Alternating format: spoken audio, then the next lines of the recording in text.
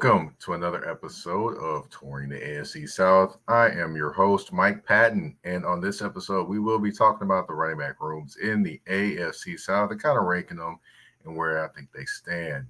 We're going to get into that and more in this episode. But up first, like we do in every episode, we do the Get It Off Your Chest segment. And this one, I definitely want to take some time and kind of talk about real quick. Now, everyone has something that grinds their gears and frustrates them. We all have something that does that. We all have something that we listen to that just frustrates us or we share around and things like that. But have you ever thought about that maybe, just maybe, you could be part of the reason this person is saying what they are saying? Now, you may have a media personality that says something that you don't like and it really grinds your gears and you share it around like, wow, I can't believe he said this or things like that. But one thing you must understand about media is that some people, they love the attention, whether it's good or bad. And if they see numbers rising, they're going to continue to talk about those different subjects and continue to put out polarizing or frustrating or whatever opinions because they see all the attention they're receiving. So the best way to stop that attention is to just stop sharing or giving it the attention that that person craves. Potentially part of that is ego and narcissistic behavior, because they feed off that attention to be able to grow or whatever they want to do. And by feeding into it, whether you like it or don't like it, that actually helps them grow more. So just wanted to throw out there, hey, if you are, sharing around opinions and things like that, and things you don't like, and, it grinds your gears, frustrates you, things like that, that's actually helping the person that you don't like or don't like their opinion. That's helping them. Just wanted to kind of give you a heads up there. If you don't like something or don't really vibe with something, sharing it around isn't necessarily going to be the answer if it's like a media clip or something of that nature, because people feed off of that. Those people that you're sharing the clips, they feed off of that. That's my Get Off Your Chest segment. Just had to say that because it's a lot of times I'll look on social media and people share something and they're like, I can't believe this person did this or did that or said this or said that. Those clicks are helping them. Just wanted to let you know. All right. So let's kind of change gears and switch over to what I decided to do this show on. That is the running back rooms in the AFC South. Of course, those rooms have taken just a little bit of change in a few of these rooms. The one room has probably had a little bit more change. Well, there's a couple, but one room has had some change. It'd be the Tennessee Titans. Of course, Derrick Henry is no longer the running back for the Tennessee Titans.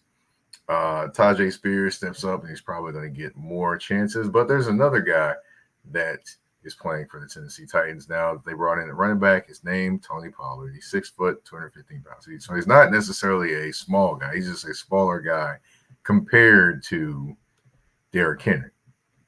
Of course, last year with the Dallas Cowboys, 252 carries, 1,005 yards and 6 touchdowns rushing. Also, 55 receptions, 311 yards, and no touchdowns there. But hey, you can tell he's a dual threat. He can catch the ball. He can run the ball. He is a former wide receiver at Memphis, by the University of Memphis, by the way. So, of course, he can catch the football. And, of course, with, like I mentioned previously, Tajay Spears, you have 5'11", 195 pounds, 100 carries, 453 yards, and 2 TDs. So 100 carries, 453 yards, and 2 TDs, not 1,453. And then also receiving 52 receptions, 385 yards, and 1 touchdown. The reason why I mentioned both of their heights and weights is because there is this talk out there that neither one of them can run between the tackles. Honestly, I think both of them have the size to do so, and I've seen Tajay Spears run between the tackles as well. I think people get the misconception that because he's a smaller back that he can't run between the tackles, and I've actually physically seen it with my own eyes in games that he can run between the tackles. He's just not as big as Derrick Henry, and neither is Pollard. It is what it is, but it doesn't mean they cannot run between the tackles. And now with this combination, you will have a versatile backfield. You have two guys that can run and catch the football. So when you take out one and you put in the other, you're not going to have like people being like, okay, cool, passing down's coming. So definitely can keep teams on their heels as well, or you could put both in the game at the same time, which would be pretty interesting as well. Now I will say, that will be questioned for them running between the tackles. Now they will be able to probably hit the edges as well. Now, because they're smaller and because of the talk about Tony Pollard not being able to carry a running back room, I know that talk is coming from a lot of Dallas Cowboys fans. But in this instance, he won't actually have to carry the running back room because he has Tajay Spears, because I think they're 1A and 1B right now. There's not exactly one number one running back in the Titans facility right now. There's 1A and 1B. They're both going to get opportunities, and whoever has the hot hand is going to get it going. That's in one instance that sounds good. In the other instance, of course, you have thoughts about, okay, can this kind of work? Can this happen? Can that happen? But, eventually we'll see what happens and how things work out. But, there's no true number one. That maybe is a ding for our minus there. I know one probably will eventually show themselves, but right now there is no number one. And again, they are smaller backs. They can run between the tackles, but, of course, injuries, things like that, people will think about that. And that's something that is thought worthy at this point in time. Okay, so we have talked about the Tennessee Titans and their running back situation, but we're going to take a quick commercial break. Then when we come back, we're going to get into a couple other running back situations as well in the AFC South. You're watching Touring the AFC South with your host, Mike Patton. We'll be right back. EBO Beard Butter and EBO Beard Wash are two of the best beard grooming products for men worldwide. They help promote growth, keep your beard moisturized and soft, and enhance your overall upkeep of your facial hair. And with the new promo code MPAFC10, you can get 10% off on these products. Just go to www.etsy.com/shop/EBO Beard Butter. Again, that's www.etsy.com/shop/EBO Beard Butter. And again, the promo code MPAFC10. Again, MPAFC10, where you can get 10% off any products except for beard boxes.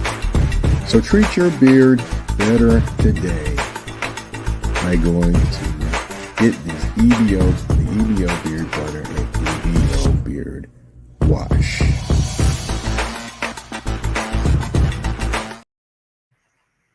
All right, and we are back on Touring the AFC South. I just talked about the Tennessee Titans and their new running back situation with the loss of Derrick Henry to the Baltimore Ravens.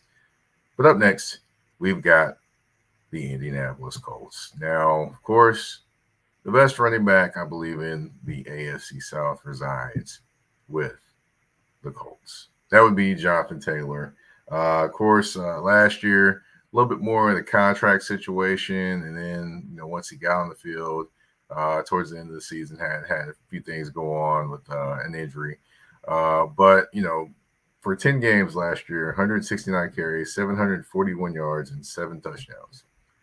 That's really not bad numbers for half a season, for a little over half a season at all. It's really not bad numbers. Of course, 19 receptions, 153 yards, and 1 touchdown. Probably want to get him a little bit more involved in the passing game, perhaps. We'll see what happens there, but, you may want to get him a little more involved there. I would think they would. We'll see what happens. So, they're hoping for a full season from him without any injuries. There is no contract talk. He's paid now, so that's going away. But it'll just be interesting to see how he's able to do over a full season. Okay, but of course, after Jonathan Taylor, you have serious questions about the Indianapolis Colts running back room. Now, last year they had Zach Moss. Zach Moss stepped in when Taylor was either injured or wasn't playing yet. And he definitely did his thing, and he did his thing enough where he got eyes on him to be potentially the man for somebody. And now he's getting that opportunity playing for the Cincinnati Bengals where he signed this offseason. So that leaves a couple different backs for the Indianapolis Colts right now. One of those backs is Trey Sermon. He's a former San Francisco 49er, did not pan out there, and ended up with the Colts last season. Of course, he had 160 yards total for the season. Evan Hull, the guy I believe got injured first game. He had a total of 1 yard. And Tyler Goodson, I know many remember him with the fourth down play against the Houston Texans. He was in there at running back and did not catch the pass. Now, people can argue whether he should have caught the pass or he shouldn't have caught the pass or this happened or that happened. Totally get any of those things. If any perspectives you want to say, might not agree with all of them, but hey, it is what it is. But, the reality is he didn't catch the pass. They didn't get the first down and they lost the game. Of course, other aspects are into that as well. Like, hey, maybe he could have got a pass or maybe he should have been in there. But we're not going to discuss that anymore. The thing I wanted to bring him up for is he had a total of 87 yards. Now, take a look at that. You have a total of 248 yards, I believe. 248 yards among three running backs that are going to be the backups right now for Jonathan Taylor. Now, I'm not saying Jonathan Taylor, positives, I will say that you do have the best running back in the division for a full season. The negatives here is, of course, Taylor in terms of health, because, of course, he did play 11 games in 2022 and 10 in 2023. Now, all of those in 2023 weren't exactly because he was not healthy. It was more because, the contract situation. I think more of the contract situation than dealing with health issues or anything of that nature. But, you really have no proven depth behind him. It'll be interesting to see how they're able to kind of counter that, how they're able to, maybe get some experience from some of those younger guys, or do they reach out and get a veteran running back or a backup running back that, has made the rounds in the NFL? We'll see what happens, but that depth behind Jonathan Taylor is a serious, serious question that they have not answered. I mean, I know they like their running back room, and I know Chris Ballard and how he likes to handle things. However, there has to be some more depth at it, or one of these guys has to prove themselves. Now, I think that Trey Sermon may have a little bit more in terms of being able to adapt to this style of offense, maybe because, it's a little similar to some things he did at Ohio State. So that may happen. Evan Hull, you really didn't see much out of him either. He got 1 yard last year. So you don't know. Tyler Goodson, hey, he's a versatile back. I believe he played at Texas A&M, if I'm not mistaken. But, he's definitely a guy that can do some things. However, not very many opportunities. And then, of course, the big opportunity, obviously, in the biggest game of their season last year. So, we'll see what happens. But, it's ultimately that's going to be something in question, the depth of the running back position for the Indianapolis Colts. Up next, I want to talk about the Houston Texans. Now, last year, they had Devin Singletary as their back last year. He was very dynamic. Of course, he's gone now. He's playing for the New York Giants.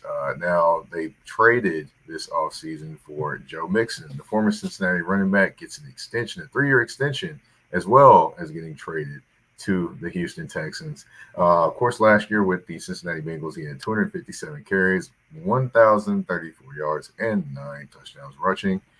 Also receiving 52 receptions, 376 yards, and 3 touchdowns. Mixon is dependable. He is dependable. Only 3 games missed in the last 3 games. I mean, the last 3 years, I should say. So that's not bad. Not bad at all. And, of course, he's definitely a guy that can be depended on to run the football between the tackles, can hit the edges, can get those physically tough yards that you need as a team. You need those things. And, of course, he can help you get those. Now, he is 28 years old at the start of the season, so that'll be interesting, something to watch. Of course, a lot of people talk about the age 30 with running backs. He's not quite there, but he's getting close to it, and he's knocking on the door. So it's something to think about there.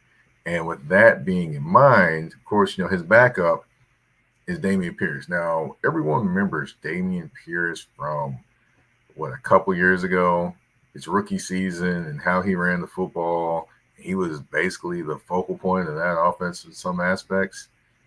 Well, those days are long gone. Last year, switching to a new style of offense wasn't necessarily effective, wasn't necessarily something that fit his style. So we're in year 2 of the Bobby Slowick offense, and now he's still trying to kind of figure out his place and his spot in this offense. We'll see if it happens this year or not, but my hopes are not too high that he's going to be, fitting in a little bit more to this offense because, hey, quite frankly, it might not fit his style of running the football. So that's what I got there for him. Of course, you do have Jawar Jordan, a guy that the Houston Texans drafted out of the University of Louisville. He potentially could make a splash. He's not a big guy, but he's a guy that can definitely come in, get some juice to that offense, and if he can be a one cut and go guy like the Bobby Slowick offense likes, of course, those that don't know, Bobby Slowick used to be with the San Francisco 49ers before he came to the Houston Texans, and the running backs with the 49ers. Usually one cut and go, not necessarily guys are going to run around, create things like that. There's going to be one lane. They're going to hit that lane. They're going to cut, boom, get downhill, and get those yards. That's what Bobby Slowick likes out of his running back. That's why Dameon Pierce did not succeed as well at that running back position there. And that's why, Joe Mixon can succeed at that position, and potentially why Jawar Jordan can as well. Now, of course, the positive thing is you've got a running back that's a 3-down running back in Joe Mixon. He can do a lot of different things. He can catch the football, he can run the football, he can pass block, all those different things. But, of course, the thing here as well is it's still depth. Depth. Dameon Pierce is a guy that's done it in his rookie year, but hasn't done it in this offense and hasn't really looked like he's at home in this offense. Jawar Jordan is a question mark. No one knows what he's going to be, nor what he's going to develop into being. However, they are high on him. So that's something to remember there. And then other than that, you have a few other guys that nobody's really talking about. But, hey, you never know. One of those guys could pop out and show. Little Kendrick Lamar there. But, you never know what can happen at that running back position. We've got one more room to talk about, and that is the Jacksonville Jags. We're going to do that after this commercial break on Touring the AFC South. A shift. A shift is something that happens and changes the dynamics.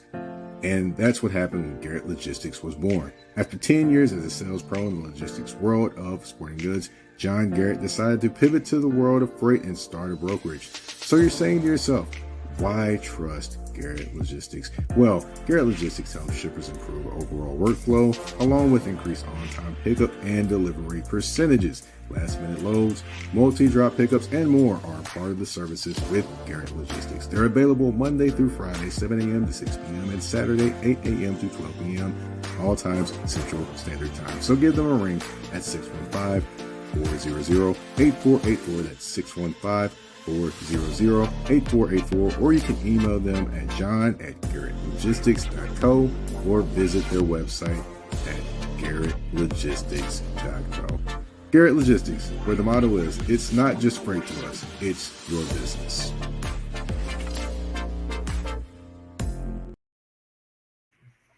All right, and we are back on touring the AFC South. And like I mentioned before the commercial break, we are going to bring up the Jacksonville Jaguars. Now, if anyone has any questions about who is the potential up-and-coming running back or a guy that could maybe challenge for being the best running back in the division, I think it's Travis Etienne Jr. Now, many may call me crazy. Hey, it is what it is. But I definitely think he's a guy that has the potential to be the best running back in the division if Jonathan Taylor stumbles. That's if Jonathan Taylor stumbles, folks. But, of course, he had 267 carries, 1,008 yards, and 11 touchdowns. That's all rushing. 58 receptions, 476 yards, 1 touchdown. Receiving. Definitely a versatile back. He can do it all. And, to me, he's more versatile than Jonathan Taylor is. He just is, not necessarily saying Jonathan Taylor is a bad running back, just saying that he's a more versatile running back. If you like more versatility, Etienne is your guy because he can definitely catch the football. He can definitely run the football.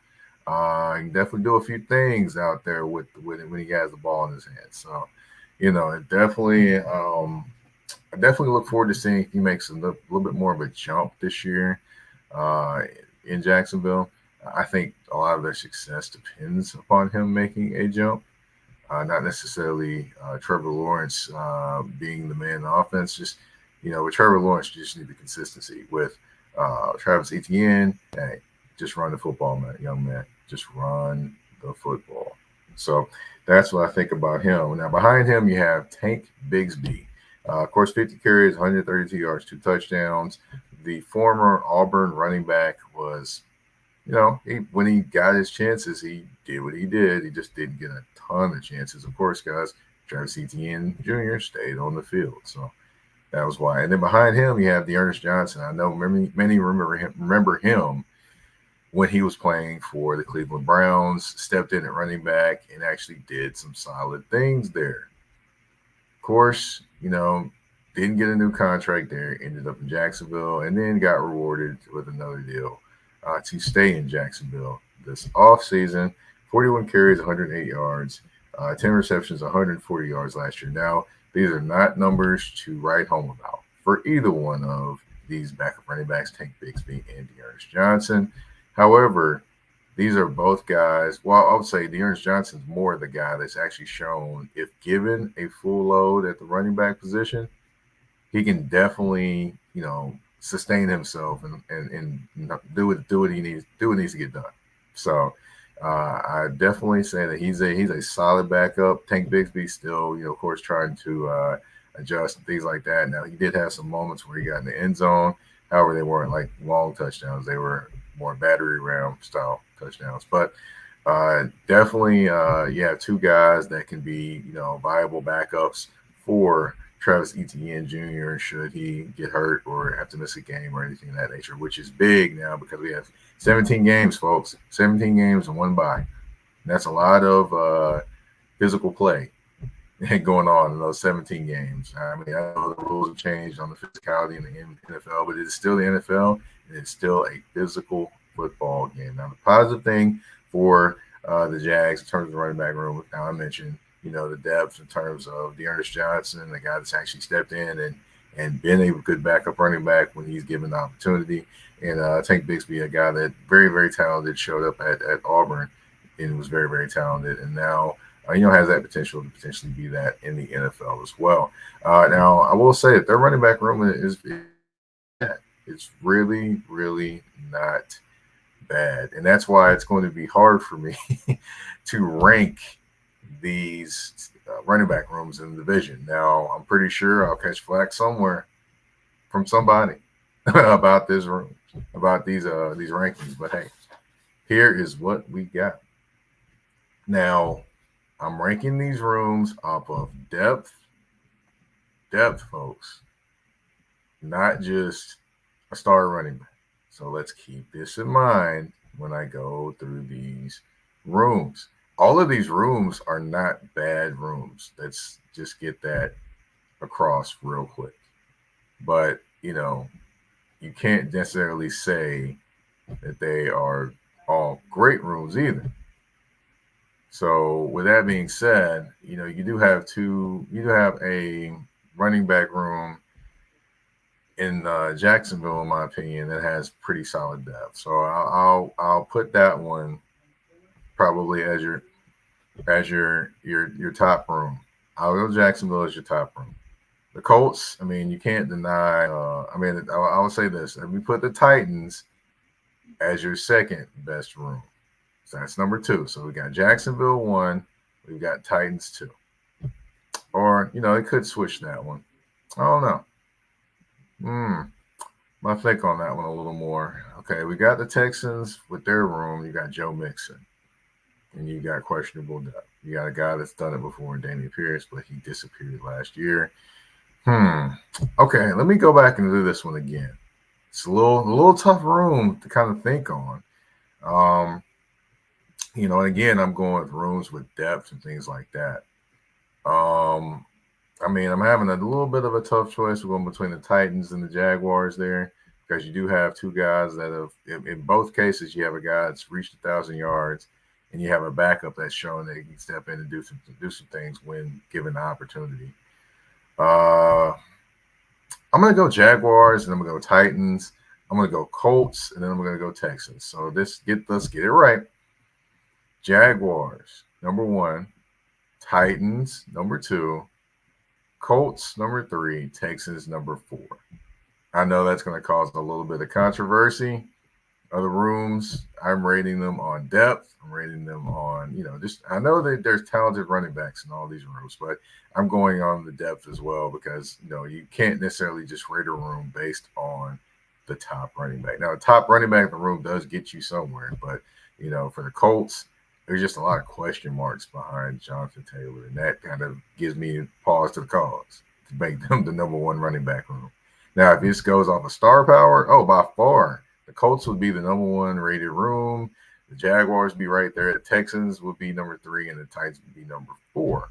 However, I just can't rank them based off of star power in the AFC South.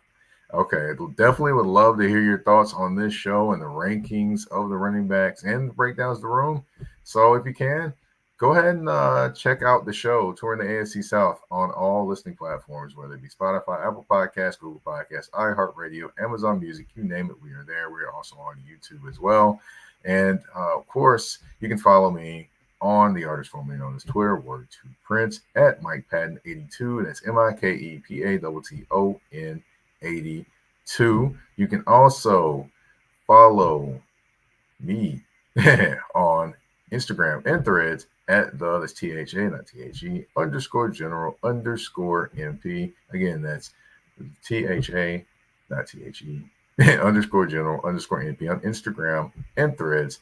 I thank you all for tuning in to this episode of Touring the AFC South. We're out. Peace.